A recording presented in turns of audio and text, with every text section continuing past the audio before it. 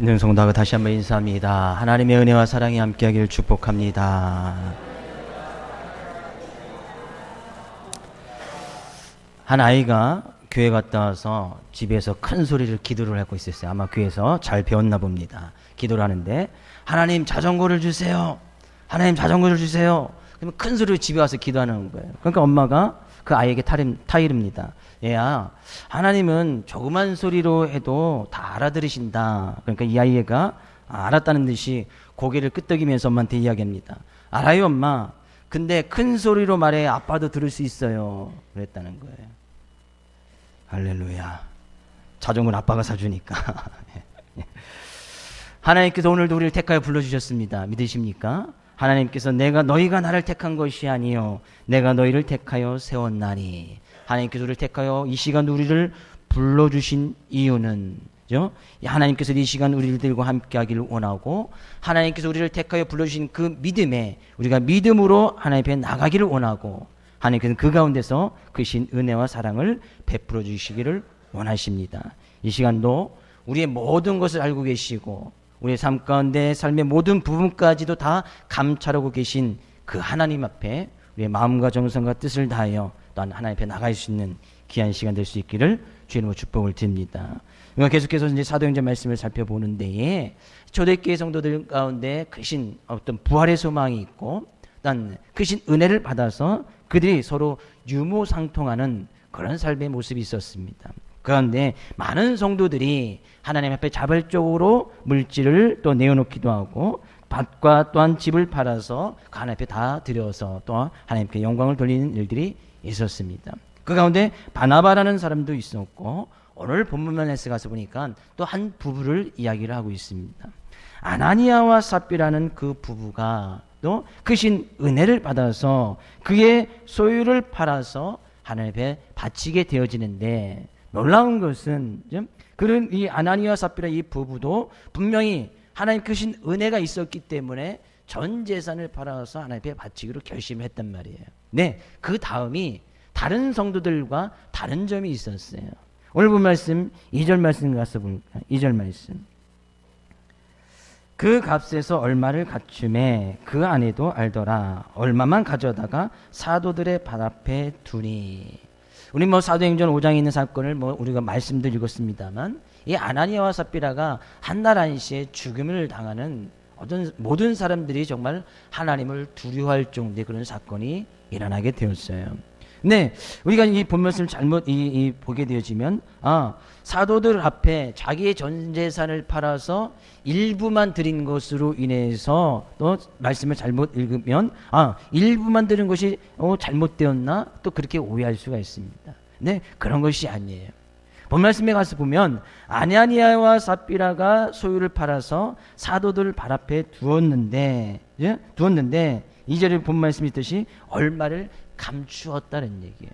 그들의 문제는 전 재산을 판 거 그 문제가 되지 않았습니다. 그 전 재산에 대해서 일부를 드린 것, 하나님께 그 문제가 되지 않았어요. 근데 그들의 잘못은 뭐예요? 그들이 얼마를 감추었는데, 그의 소유를 팔아서 얼마를 감추었는데 그것이 하나님이 모를 것이라고 생각했단 말이에요. 그것이 위선이지요. 그것이 거짓이란 말이에요. 그들이 애초에 처음부터 사도들에게 은혜를 받았으니 우리가 전 재산을 팔 텐데 거기에서 일부를 30%는 드리고 절반은 드리고 절반은 우리가 해야 할 일이 있으니까 내 절반을 드리겠습니다. 이렇게 약조를 하고 차라리 전 재산을 팔아서 절반을 드렸더라면, 물론 아나니아와 삽비라가 지금 성경에 기록되어 있지만 그 당시 또 많은 성도들이나 초대교회 성도들에게 큰 기감을 주는 놀라운 은혜를 끼쳤을 거예요. 근데 이들의 큰 잘못은 뭐예요? 아나니아와 삽비라가 한 부부가 소유를 팔아서 바치기로, 전 재산을 바치기로 약조를 했다가 얼마를 감추어뒀다는 거예요. 근데 그 감춘 모습 그대로 다 사도들 앞에 나온 거예요. 사도들 앞에 나와서 사도가 묻습니다. 너 이것이 하나님께 드리려 하는 전부가 맞느냐?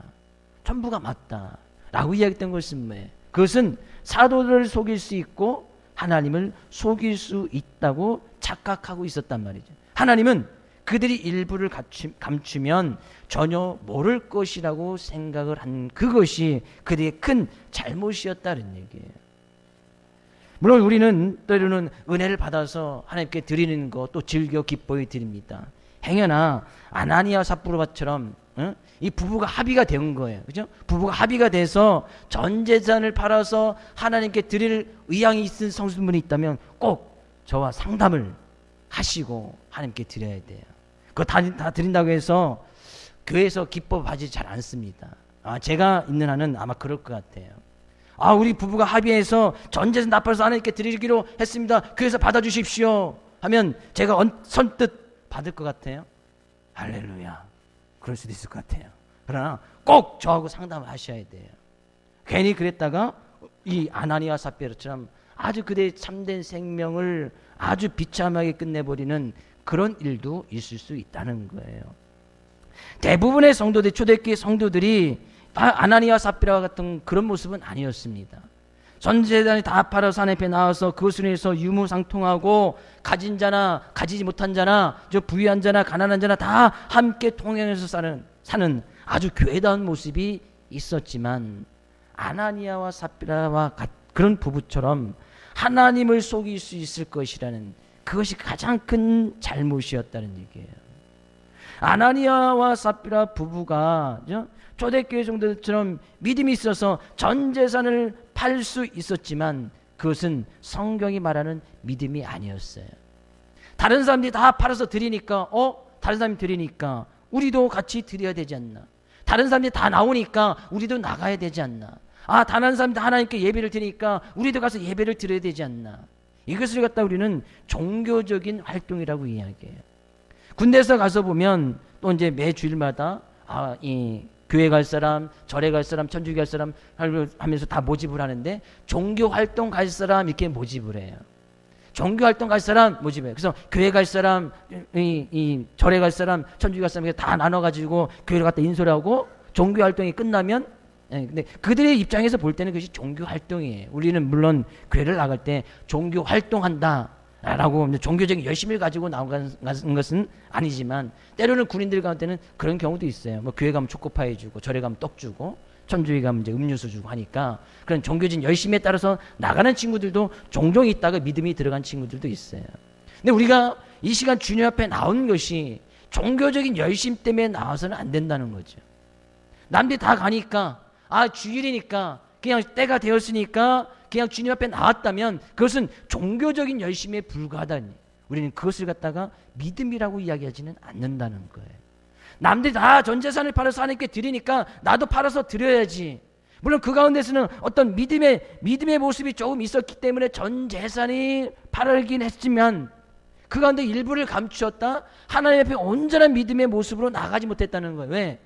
그들의 마음은 그들이 숨긴 것은 하나님께서 모를 것이라고 생각했단 말이에요. 그들에게는 종교적인 열심은 있었지만 진정한 믿음의 행위는 없었다는 거예요. 하나님께서는 우리의 삶의 모든 부분을 다 알고 계신다고 그렇게 고백하십니까? 우리의 생각, 우리의 마음, 우리의 행동, 우리의 말하는 그 모든 것까지 다 알고 계신다고 그렇게 고백을 하십니까? 그렇다면 우리가 이 시간 정말 하나님 앞에 우리의 마음과 정성과 뜻을 다하여 우리가 이 시간 우리의 모든 것을 하나님 앞에 드릴 수 있어야 된다는 거예요. 우리의 믿음의 대상이 하나님이시고 우리의 믿음의 출발점이 하나님이라고 확신한다면 우리는 더 이상 종교적인 열심에서 벗어나서 온전히 마음과 뜻을 들이면서 하나님께 주시는 참 생명과 은혜를 누리고 나갈 수 있는 그런 삶의 제사를 하나님 앞에 드릴 수 있어야 된다는 거예요. 똑같이 하나님 앞에 예배를 드리지만 전혀 다른 예배를 드리고 있는 거예요.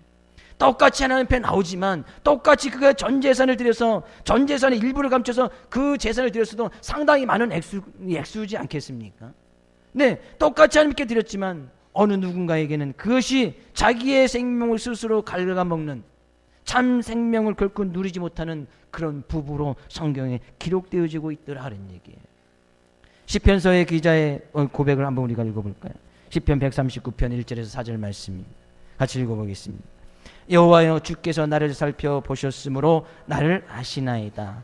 주께서 내가 앉고 일어섬을 아시고 멀리서도 나를 생각을 밝게 하시오며 나의 모든 길과 내가 눕는 것을 살펴보셨으므로 나의 모든 행위를 익히 아시오니 여호와여 내 혀의 말을 알지 못하시는 것이 하나도 없으시니이다.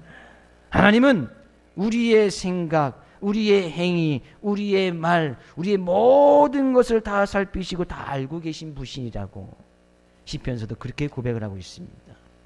하나님은 결코 속일 수 없다는 거예요. 우리의 생각, 우리의 마음까지 알고 그 하나님을 속일 수 있다는 그 자체가 위선이고 거짓이고 그것이 하나님 앞에 온전한 믿음으로 나오지 못하는 모습이었다는 거예요. 또 뿐만 아니라요. 3절 가서 보니까요. 3절 본 말씀 3절입니다. 베드로가 이르되 아나니아야 어찌하여 사단이 내 마음에 가득하여 내가 성령을 속이고 땅값 얼마를 감췄느냐. 마치 이 모습을 보면 사단이 아나니아를 깨어서 아나니아가 그것에 넘어간 것처럼 그래서 그 부부가 죽임을 당한 것이 또 사단의 잘못인 것처럼 이렇게 말씀을 볼 수가 있어요. 성경을 잘 보면 4절 말씀이 이렇게 이야기를 하고 있습니다. 4절 땅이 그대로 있을 때는 내 땅이 아니며 파눈에도 내 마음대로 할 수가 없더냐. 어찌하여 이 일을 내 마음에 두었느냐. 사람에게 거짓말한 것이 아니요 하나님께로다. 어찌하여 이 일을 내 마음에 두었느냐라고 이야기한 것은 그 책임이 사단에게 있는 게 아니고 아나니아에게 있다라고 지금 책임을 아나니아에게 묻고 있는 거예요. 자, 사단이 공격하고 사단이 들어오는 경우는 어떤 사람들에게 들어가느냐?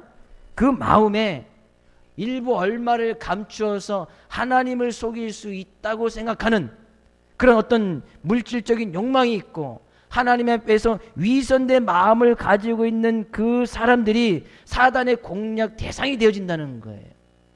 그런 마음이 없었으면 사단이 공격하고 들어오려 하다가도 그런 마음이 없으니까 사단이 못 들어왔을 텐데 이 아나니아에게 그런 마음의 욕망이 있었단 말이에요. 잘못된 욕심이 있었단 말이에요. 너희가 어찌하여 그런 마음을 마음에 두었느냐. 하나님을 속일 수 있다는 마음을 왜 두었느냐. 그 물질에 대해서 어떤 또 아쉽거나 물질에 대해서 어떤 그런 욕망이 잘못된 욕심이 있던 그런 마음을 왜 두었느냐. 그래서 사단이 그런 그 욕심에 찬 그 아나니아를 공격하였고 그 사단에 넘어가게 되어졌다는 거예요. 인간의 욕망보다 인간의 어떤 위선적인 모습보다 더 좋은 사단의 먹이는 없다라고 이야기하는 거예요. 욕망은 하나님을 속일 수 있다고 하는 그 위선은 인간을 가장 손쉽게 파멸시키는 사단의 확실한 도구다 그런 얘기예요. 사단이 와서 공격을 해도 그죠? 그 사람의 공격을 해도 공격하지 못하는 사람이 있습니다. 하나님을 온전히 신뢰하고 하나님 믿고 나가는 사람, 사단이 공격할래 공격할 수가 없는 거예요. 사단이 들어올 틈이 없단 말이에요. 근데 이 아나니아에게는 그죠? 그것이 그런 욕망이 있는 모습을 통해서 사단에게 공격 기회를 주었고 그 공격 기회에게 넘어갔다는 얘기예요. 동일하게 삽비라도 마찬가지예요. 이 아내 삽비라도 아나니아 죽음을 당한 뒤에 한 3시간쯤 뒤에 그 아내가 들어옵니다. 7절 말씀 가서 볼까요? 7절 3시간쯤 지나 그의 아내가 그 일어난 일을 알지 못하고 들어오니 알지 못하였다는 것이 뭐예요? 남편이 죽은 것을 알지 못한 것도 있지만 이 삽비라가 같이 하나님을 속일 수 있는 이 속임으로 말미암아 그가 사단의 먹이가 되고 만다는 그 사실을 알지 못했다는 거예요. 그래서 동일하게 이 삽비라도 같이 사단에게 넘어가게 되어졌고 그래서 또 하나님을 속이는 그런 위선적인 모습으로 말미암아 죽임을 당하는 그런 일이 일어나게 되어졌단 말이에요. 아나니아와 삽비라 동일하게 그의 마음속에서는 물질적인 욕망이 자리 잡고 있었고 하나님을 속일 수 있고 하나님 앞에 좀 피해서 뭔가를 할 수 있다는 그런 잘못된 위선 속에서 자신들의 생명을 지킬 수 없는 참다운 생명을 누리지 못하게 되어졌다는 거예요. 우리 옆에 있는 성도에게 같이 인사합니다. 하나님은 결코 속일 수 없습니다. 하나님은 우리의 모든 것을 알고 계십니다. 믿으십니까? 그렇다면 우리가 이 시간 우리의 마음과 정성과 뜻과 힘과 목숨을 다하여 하나님 앞에 온전히 서야 할 줄로 믿습니다. 이 베드로가 먼저 아나니에게 안 묻지요. 야, 네가 이것을 마음대로 땅이 그대로 있을 때는 내 땅이 아니며 또한 판후에는 내 마음대로 할 수 없더냐. 지금 아나니아에게 베드로가 묻기를, 지금 그가 하나님을 속일 수 있다는 그 잘못된 마음을 지금 회개하고 돌이킬 수 있는 기회를 주고 있는 거예요.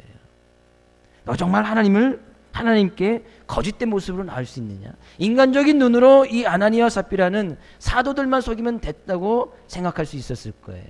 네, 하나님을 속일 수가 없었던 거예요. 그 지금 회개하고 돌이킬 수 있는 기회를 이 아나니아에게 주었음에도 불구하고 아나니아가 그때 회개하지 않은 거예요.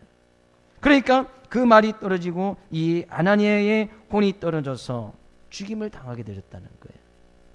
또 삽비라에게도 마찬가지예요. 3시간쯤 들어서 이 아내가 들어왔을 때에 베드로가 그에게 묻습니다. 8절. 베드로가 이르되 그 땅 판값이 이것뿐이냐 내게 말하라 하니 이르되 예 이것뿐이라 하더라. 베드로가 이 삽비라 아내에게 물었잖아요. 땅 판값이 이것이 전부가 다 맞느냐? 지금 뭐예요? 삽비라에게 하나님을 속일 수 없으니 빨리 회개하고 돌이킬 수 있는 그 거짓말 가운데서 위선 앞에서 빨리 회개할 수 있는 기회, 마지막 기회를 그들에게 주고 있는 거예요. 근데 그들은 또 하나님 앞에 온전히 서지 못해요. 이게 답니다.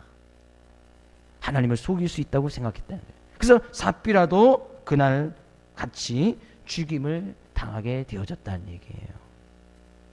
이와 비슷한 사건이 여호수아 7장에 있어요. 여호수아 7장에 가서 보면 이스라엘 백성이 이제 가나안 땅에 막 점령하고 들어갈 때 여리고성을 막 점령하고 다 들어갑니다. 그 이후에 멀리 이제 아이성이라는 여리고성 옆에 조그만 아이성이 있는데 이 아이성을 점령하고 할 때 쉽게 점령할 수 있다라고 생각을 했어요. 그래서 아이성을 침범하게 되어지는데 아주 이제 패배를 하고 오히려 이스라엘 백성들이 36명쯤 죽임을 당하고 들어옵니다. 아니 이게 어찌된 일인가? 라고 봤더니만 하나님께서 여리고를 점령하실 때에 남녀노소 모든 것을 다 죽이고 우양까지 다 멸하라고 은이나 금이나 동철기는 다 하나님의 곳간에 드릴 것을 이렇게 명령하셨거든요. 네, 그 중에 한 명 아간이라는 사람이 물질에 대한 얼마를 감춘 거예요. 옷 몇 벌, 금 몇 덩어리, 은 몇 덩어리를 감춰두었단 말이에요. 하나님께서 그 이제 죄인을 이제 색출해 나가면 작업을 하시는데 하나님께서 한 가운데 모든 백성 다 모이게끔 하시고 그래서 한 지파를 뽑습니다.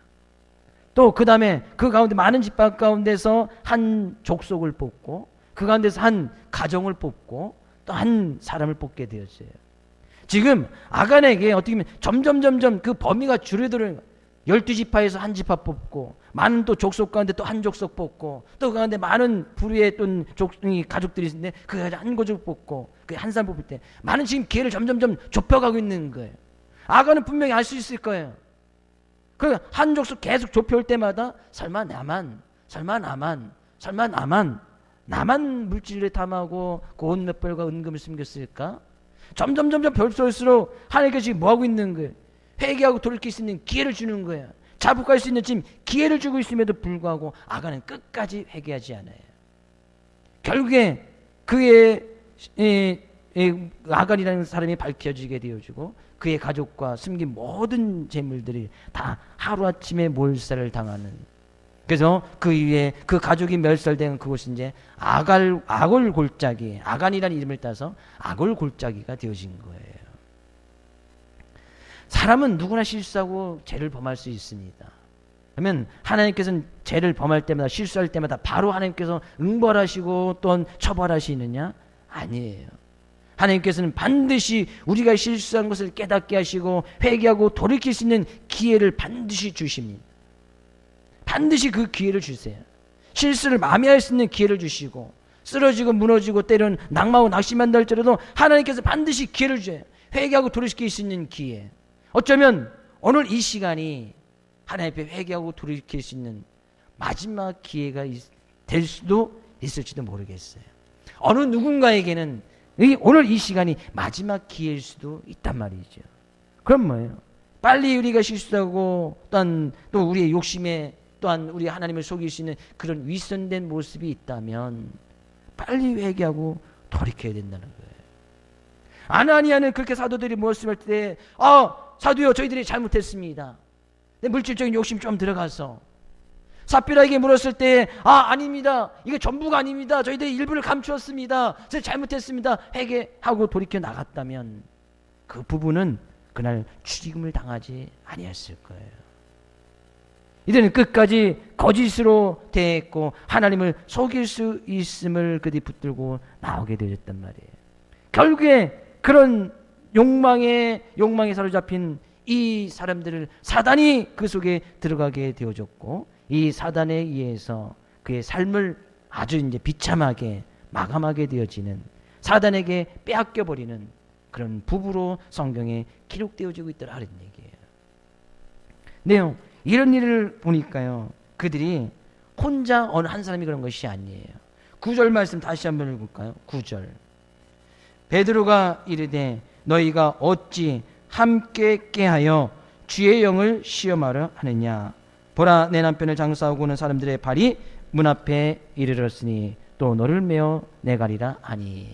그들이요, 아나니아와 삽비라가 함께 깨하여, 함께 깨었다는 것은 마음이 일치되어서 합심으로 함께 행동했다는 얘기, 같이 그 일을 도모했다는 얘기, 계획을 같이 세웠다는 얘기. 전 재산을 팔고 나서 두 부부가 함께 마음이 맞아서 우리 너무나 많은데 좀 이러고 감춥시다, 이거 뭐 누가 알겠습니까? 함께 했다는 거예요. 함께.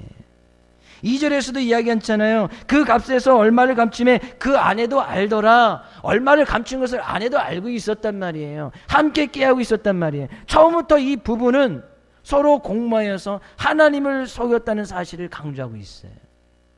부부가 하나님을 속일 수 있다라고 생각했다는 거예요. 부부는요, 서로 도와주기 위해서, 돕는 배필로, 여자는 더 연약한 그리시기에 서로 도와주는, 그래서 서로의 인생 가운데 참다운 인생을 살아가도록 도와줘야 되는 것이 서로 부부의 역할 아니겠습니까? 행여나 남편이 잘못된 길로 가면 아내가 그 길은 가면 안 됩니다, 이렇게 이야기해 줘야 되고 도와줘야 되고, 행여나 아내가 잘못된 생각이나 잘못된 길을 간다면 그 길은 아닙니다, 또 남편이 이야기해 주고, 그래서 함께 참다운 인생의 길을 걸어가도록 하나님께서 허락해 주신 것이 부부관계잖아요. 근데 이들은, 아나니아와 삽비라는 함께 부부가 한 뜻이 되어서 참다운 생명의 길, 하나님께 아름답게 쓰임받을 수 있는 그 길로 갔더라면 훨씬 더 좋았을 텐데, 함께 깨하여 하나님을 속이는 일에, 잘못된 길에, 잘못된 길로 그들이 접어들게 되어졌다는 거예요.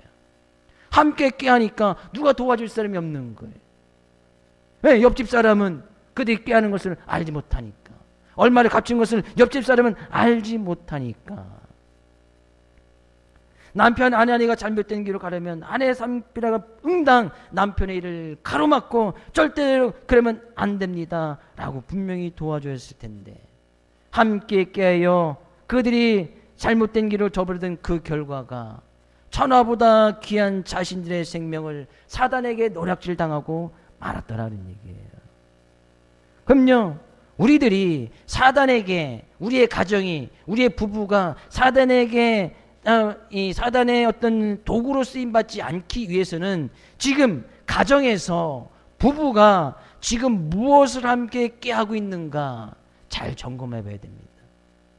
부부가 함께 어떤 마음이 되어져서 어떤 일을 지금 추구하고 있느냐 잘 점검해 볼 필요가 있다는 거예요. 예수 그리스도에서 함께 진리를 깨하는 그런 훈련을 거듭하지 않으면, 겉으로는 아무리 학식과 교양을 갖춘 부부라 할지라도 결국에는 사단의 노략질의 그런 도구로, 거짓의 공모자가 될 수밖에 없다는 사실이에요. 주의 이름으로 축복을 드립니다. 가정에서 부부가 함께 지금 꾀하고 있는 것이 참된 생명의 길, 예수 안에서 보여주는 참된 진리의 길, 이 참다운 생명을 누리며 나갈 수 있는 그 길, 진리의 길을 함께 깨하고 나갈 수 있는 그런 가정, 그런 부부가 될 수 있기를 주의 이름으로 축복을 드립니다. 잘 점검해 봐야 돼요. 그죠? 아내가 주일날 이야기합니다. 오늘 힘드니까 우리 친구들 만나서 좀 산에 갑시다 라고 남편에게 이야기하면 남편은 뭐라고 이야기해야 돼요? 뜻이 맞아서 그래 같이 가자 라고 하면 사단에게 넘어가는 거예요. 그럴 때 남편이 단호하게 그 앞을 가로막고 그 길은 하나님 앞에 올바른 길이 아니니 진리의 길이 아니니 그 길을 당당히 막아서야 됩니다. 그러기 위해서 하나님께서 가정을 허락해 주셨단 말이에요. 서로 올바른 길 갈 수 있도록. 남편이 행여나 그런다 하면 아내가 그 길을 가로막고 함께 진리의 길, 생명의 길을 걸어갈 수 있도록 반드시 막아줘야 된단 말이에요. 그것이 부부가 하는 일 아니에요. 뿐만 아니라요, 가정에서 부부뿐입니까? 일터에서, 직장에서, 어떤 모임에서, 친구들 관계에서 지금 우리가 지금 무엇을 꾀하고 있느냐, 그것도 정말 중요한 거예요. 친구들끼리 모여서 늘 사행성 게임이나 하고 있고, 늘 오락이나 하고 있고, 향락업소나 다니는데 즐겨 뜻이 맞아서 그런 데나 쫓아다니고 있고, 대표 없이나 하면서 뜻이 맞아서 다 우리 그런 데나 가자고 이야기하기 때문에 뜻이 다 맞았잖아요. 친구들끼리 다 같이 간 거예요. 그럴 땐 반드시 막아줘야 되는 친구가 있어야죠. 친구 따라 강남 간다? 다 강남 가는 것이 진리의 길이고 장래의 생명의 길이면 같이 가도 돼요. 근데 그 길이, 강남 가는 길이 진리의 길이 아니라면 나가줘야지. 그게 친구가 해야 될 일 아니에요. 직장에서 함께 직장의 사람들이 모여서 어떤 일을 도모하고 나가는데 그것이 하나님의 말씀에 어긋나는 길이라면 그 가운데서 행여나 내가 욕을 먹고 내가 핍박을 받는다 할지라도 그 길을 막아설 수 있어야 된다는 거예요. 우리가 지금 무엇을 꾀하고 있습니까? 교회에서도 마찬가지예요.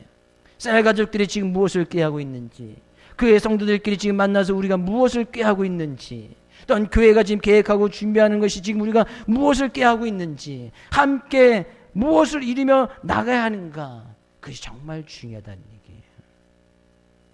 하나님께서 원하지 않는 모습이라면, 행여나 우리의 욕망이 욕심을 채우고자 하는 것이라면 당장 지금 그만두어야 돼요. 우리가 꿈을 가지고 비전을 나가는 것이 우리의 욕심이나 욕망을 채우고자 하는 것이라면 당장 그거 그만둬야 된단 말이에요. 비전 바꿔야 되는 거예요. 꿈을 바꿔야 되는 거예요. 이 부부가 함께 깨어서 정말 진리의 길을 깨었으면 좋았을 텐데 그러지 못했단 말이에요. 우리가 오늘 말씀을 통해서 한번 잘 생각해 보십시오. 한날 한시에 부부가 죽임을 당해서 두 부부의 시신이 같이 누워 있잖아요. 그 모습을 한번 잘 생각해 보십시오. 아나니아 죽임을 당하고 3시간 뒤에 삽비라고 누워있는 그 무덤을 생각해 보자는 거예요. 아나니아가 죽었을 때에 6절 말씀에 가서 보니까 젊은 사람들이 일어나 시신을 싸고 메고 가서 장사를 치렀다고 이야기하고 있습니다. 아나니아가 하나님의 속임으로 말미암아 죽임을 당했어요. 젊은 사람들이 그 아나니아의 시신을 메고 가서 장사를 치러줬어요. 이 젊은 사람들이, 여기서 젊은 사람들은 거기에 많은 사람들이 모여 있는데 거기에 모여 있는 사람들보다 해서 훨씬 더 젊은 사람, 그럼 아주 이제 청년쯤 됐겠지요. 청년쯤 되는 사람들이 일어나서 이 아나니아의 시신을 들고 가면서 무덤에서 장례 치르면서 이 젊은 사람들이 무슨 생각을 했을까요? 3시간 뒤에 삽비라가 와서 또 거짓을 하면서 하나님의 속임으로 말하면 그가 곧 죽임을 당합니다. 그랬더니 9절에서도 그 장사하고 들어왔던 그 사람들이, 젊은 사람들이죠. 10절에 그 젊은 사람들이 들어와서 또 그 죽은 아내 삽비라의 시신을 가서 그 남편 곁에 가서 장사를 치러줬습니다. 이 젊은 사람들에게 이 아나니아와 삽비라가 남긴 그 교훈은 무엇이었을까요? 이 젊은 사람들이 그 시신을 메고 가서 장례 치르면서 무슨 생각을 했겠느냐는 얘기예요. 혹시 뭐 그런 거 해보신 적 있습니까? 장례식장에 가면 시신을 잡고 이제 운구하는 사람들이 있잖아요. 운구.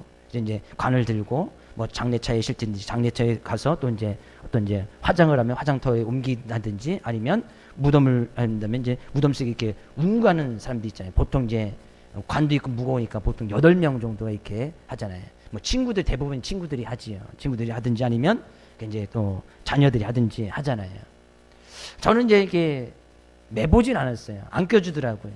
키가 작다고 이게 안 맞는데, 밸런스가 안 맞는다고 한 번도 못 해봤고, 이제 그 위에는 이제 시간이 지나서 목회자가 돼서 이제 장례를 직접 집례하면서 보지요. 그러면 사람들은 육체적인 생명을 다하지만 그 사람들이 남기는 반드시 교훈이 있어요. 운거하면서 무슨 생각을 하십니까? 그죠? 네, 만약에 이제 친구의 부모님이라든지 아니면 친구가 뭐 이제 육체적인 생명을 다했어요. 그 운거하는 사람들이 그거 옮기면서 얘 이렇게 많이 먹었어, 이렇게 뚱뚱해, 뭐 그런 생각할까요? 뭐 그런 생각도 할 수 있겠지요, 무거우면. 네, 그 죽은 사람에게 남겨지는 분명한 메시지는 있단 말이에요. 젊은 사람들이, 특히 젊은 사람들이 이 아나니아 3시간 뒤에 삽비라 그 시신을 메고 장사하고 오면서 장례 치르는 그 시간 동안 이 젊은 사람들이 과연 무슨 생각을 했겠느냐는 얘기예요. 아마도 이 젊은 사람들에게서는 아주 중요한 메시지를 얻었을 것 같아요. 재미난 것은요, 이 아나니아, 영어 성경에 가면서 이제 아나니아스 이렇게 하는데, 이 아나니아스의 뜻을 보면 성경에 아나니아라는 그 이름 사람이 나오지만 또 다른 의미는 거짓말쟁이라는 뜻이 이 아나니아스라는 뜻이에요. 아나니아스 하면 거짓말쟁이로 영어 성경에도 그렇게 기록이 되어 있어요. 지금 영어로 쓰고 있는 많은 영어권의 사람들이 이 아나니아스 하면 딱 생각나는 것이 뭐예요? 거짓말쟁이, 그런 메시지를 남겼단 말이에요. 이 젊은 사람들이 시신을 메고 딱 들어왔을 때 생각하는 것이 뭐예요? 하나님 앞에 거짓말하면 저렇게 되는구나. 하나님을 속일 수 있다고 생각하면 불행하게도 이 세상의 삶의 모습이 저렇게 비참해지는구나. 그 무덤을 많은 사람들이 보았을 텐데 그 무덤을 본 많은 사람들이 생각하는 것이 뭐예요? 거짓말하면 하나님을 속일 수 있다는 그런 잘못된 욕망에 눈이 멀어버리면 사단의 도구로 쓰임받을 수밖에 없고, 그런 인생은 사단의 노략질 속에서 허무하게 인생이 끝나버리는구나. 그런 메시지를 남기지 않았을까요? 언젠가는 우리도 죽음으로 무덤에 가는 신세가 될 것입니다. 믿으십니까? 변함없는 진리지요? 뭐 천년만년 사실 것처럼 계신 분이 계신 것 같은데, 다시 한번, 언젠가는 우리가 죽음으로 말미암아 무덤에 가든지 화장터에 가든지 어딘가지 다 가는 그런 신세가 될 거예요. 맞지요? 믿으시는 분 아멘? 안 믿어도 이건 변함없는 진리예요. 그러면 우리의 죽음 그 자체가 하나님의 메시지로 또 다른 사람들에게는 아주 귀한 메시지를 남길 수 있는 중요한 기회가 되진단 말이죠. 우리 부모님들이나 어떤 조상들의 어떤 묘지를 찾아가든지, 그게 이제 참배할 때가 있잖아요. 가서 이제 찾아갈 때가 있잖아요. 물론 저도 이제 가끔 아주 몇 년에 한 번씩은 가게 되어지면 뭐 할아버지나 할머니에 대해서 기억이 있는 부분도 있고 없는 부분도 있어요. 같이 이제 나중에 이제 합장을 해서 할아버지 할머니 같이 있고 외할아버지 외할머니 같이 있어요. 근데 할아버지에 대해서는 기억이 없고 할머니에 대해서는 좀 기억이 있어요. 왜? 저희 집에서 돌아가시기 전까지 몇 년을 같이 저희 집에서 지냈기 때문에 할머니에 대한 기억은 있어요. 근데 외할아버지 외할머니에 대한 기억이 좀 많이 있고요.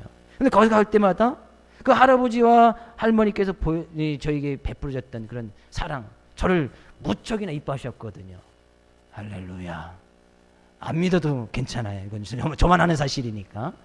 그래서 꼭 먹을 것이 있으면 몰래 가져와서 이렇게 주기도 하고, 용돈이 있으면 제가 둘째인데 저를 항상 더 많이 줬어요, 형보다. 그리고 얘기하지 말래요. 얘기 안 했어요. 지금까지도 얘기 안 했어요. 형한테 얘기 안 했어요. 맞을까봐. 은근히. 그래서 이 할아버지는 제가 군대에 있을 동안에 돌아가셨고, 할머니는 그 위에 돌아가셨는데, 그럴 때마다 이제 기억이 남잖아요. 던져주는 메시지가 있단 말이에요. 나중에 우리가 분명히 어디 이제 화장터에 가 있든지, 어디 이제 뭐 기념관에 가 있든지, 무덤에 가 있든지, 우리의 각자의 죽음은 과연 무슨 메시지로 우리의 자녀들이나 후손들에게 남겨지겠는가, 그런 얘기예요. 아주 중요한 의미예요. 아나니아 삽비라의 그 무덤을 보는 많은 젊은 사람들, 많은 그의 후손들은 그 무덤을 보면서 거짓말쟁이. 하나님 앞에 위선되이 나가더니만 하나님의 비참한 인생으로 그의 삶을 마감했구나. 아나니아스 그 사람 거짓말쟁이였구나. 지금까지도 성경을 통해서 이야기하는 것이 그거 아니에요. 아나니아스 거짓말쟁이. 거기다 다른 뜻을 갖다 붙일 수가 없어요. 그 의미를 이제 바꿀래야 바꿀 수가 없단 말이에요. 그러면 정말 중요한 것은 지금 뭐예요? 우리가 나중에 다른 후손들에게, 자녀들에게 정말 좋은 하나님의 귀한 진리의 길의 메시지를 남기기 위해서는 지금 우리 부부가 가정에서, 교회에서, 직장에서 지금 무엇을 꾀하고 있느냐, 그것이 정말 중요하다는 거예요. 우리의 생명이 있는 지금 우리의 가정에서 사랑하는 가족들과, 일터에서 동료들과, 교회에서 성도들과, 모임에서 친구들과 함께 꾀하는 것이 과연 무엇인가? 그것을 정말 생명의 빛을 전하고 하나님의 주신 은혜를 나누고 그 은혜를 전하는 그것을 꾀하고 있다면 나중에 후손들에게 좋은 메시지를 남길 수 있겠지만, 함께 꾀하는 것이 참된 진리의 길이 아닌 사단의 도구로 쓰일 수밖에 없는 그런 것을 지금 꾀하고 있다면 나중에 우리의 죽음의 메시지는 여전히 아나니아와 삽비라 같은 그런 메시지를 남길 수밖에 없다는 거예요. 주의 이름으로 축복을 드립니다. 우리가 지금 하나님 앞에 나오고 예배하고 헌신하고 기도하는 것들이 절대로 종교적인 열심이 되어서는 안 돼요. 우리 지금 종교 활동하러 온 것이 아니다 그런 얘기예요. 누가 강제로 끌고 나와서 이 자리에 앉혀놓은 것지도 않잖아요. 그죠? 누가 그냥 가자고 해서, 물론 처음엔 누가 가자고 해서 왔겠지요. 그것이 가장 큰 은혜지요. 누군가의 전도에 의해서 하나님 알고 우리가 지금 이 시간 앞에 자발적으로 나와서 하나님 앞에 예배를 드린다면 종교적인 열심, 종교적인 활동에서 벗어나야 우리의 참다운 믿음의 모습을 하나님 앞에 드릴 수 있고, 그 믿음의 모습으로 나갈 때에 가정에서, 직장에서, 교회에서 참된 진리의 생명의 길을 함께 논의할 수 있고, 꾀할 수 있고, 함께 계획할 수 있고, 함께 전 꿈과 비전을 갖고 나가게 되어진다는 거예요. 그래야 나중에 우리의 삶의 모습이 아주 훌륭한 메시지가 될 수 있다는 거예요. 저도 말씀을 준비하면서 나중에 내 자녀에게 정말 부끄럽지 않는 그런 인생, 나의 죽음이, 아버지의 죽음이, 어머니의 죽음이 자녀에게 정말 귀하고 소중한 메시지를 남길 수 있도록 우리의 삶을 다시 한번 되돌아보게 되었고, 나의 믿음과 신앙의 모습을 다시 되돌아보는 그런 계기가 되어졌어요. 하나님께서 그 많은 젊은 사람들과 단 많은 성도들에게 온 교회와 이 일을 듣는 사람들이 다 크게 두려워하더라. 다 크게 두려워하더라. 11절에서도 이야기하고 5절에서도 이야기하고 있습니다. 아나니아가 죽고 삽비라가 죽은 것을 통하여서 다 하나님을 크게 두려워했다. 이 두려워했다는 건 정말 하나님을 경외할 줄 아는, 하나님을 경외하는 것이 하나님 어떻게 경외해야 되는지 그들이 깨닫게 되어졌다는 거예요. 그들이 그 위에 다시는 하나님 앞에 위선적인 모습으로 하나님을 속이겠다는 모습으로 성도들이 나왔겠습니까? 죄의 중대함이 바로 이렇게 큰 거예요. 우리 어떻게 생각해 볼 수 있죠? 그거 일부 좀 속였다고 정말 이 한 부부를 같은 날 이 하나님께서 죽일 필요까지 있겠는가? 어떻게 그렇게 생각해 볼 수 있지? 하나님 좀 너무한 거 아닌가? 좀 한 번 더 기회를 주시든지, 아니 숨겨놓은 거 갖고 오라고 하든지, 아니면 처음부터 약속을 다시 해서 좀 다시 약조를 받든지, 이렇게 한 번 더 기회를 줘도 되지 않을까 생각해 볼 필요도 있지만, 하나님께서 이 일로 통하여서 진정으로 그 모든 사람들을 크게 두려워하게 하신 이유는, 죄는 반드시 값이 치러지고 그의 죄의 대가는 죽음으로 몰고 간다는 것을 초대교회 성도들이 지금 보여주기 위함이다는 얘기예요.